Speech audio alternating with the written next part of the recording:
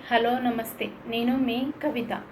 మన four fathers పదుల్లో వందల్లో భూములపైన పెట్టుబడి పెట్టడానికి వెచ్చించారండి. మన గ్రాండ్ ఫాదర్స్ వచ్చేసి వందల్లో వేలల్లో భూములపైన పెట్టుబడి పెట్టడానికి వెచ్చించారు. ప్రజెంట్ మన దగ్గరికి వచ్చేసరికి మనం లక్షల్లో భూములపైన పెట్టుబడి పెట్టడానికి వెచ్చిస్తున్నాము. అలాగే వెస్ట్ హైదరాబాద్ కనుక వెళ్ళి చూస్తే మనం కోట్లల్లో భూములపైన పెట్టుబడులు పెట్టడానికి వెచ్చిస్తున్నారు. నెక్స్ట్ మన భావితరాల వాళ్ళు భవిష్యత్తులో మన పిల్లలైనా ఎవరి పిల్లలైనా సరే పెట్టుబడి పెట్టడానికి ఒక టాప్ రేంజ్లో పెట్టుబడి పెట్టడానికి అవకాశాలని కూడా కనిపిస్తున్నాయండి.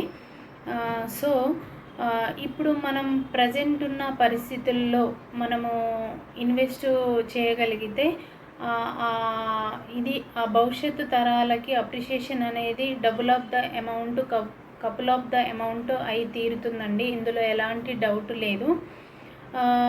సో మనం ఈ వేరియేషన్ని మనము గమనించగలిగితే మనం ఇన్వెస్ట్ చేయాలి అన్న ఆలోచనకు మనము ముందుకు వెళ్ళగలుగుతామండి. ఇదంతా కూడా సో నేను ఇదంతా ఎందుకు చెప్తున్నాను అంటే ఈ భూమి ఉన్నంత వరకు ఎనీ కైండ్ ఆఫ్ లైఫ్ ఉన్నంత వరకు అతి విలువైనది ఏదైనా ఉంది అంటే అది భూమి మాత్రమే అండి.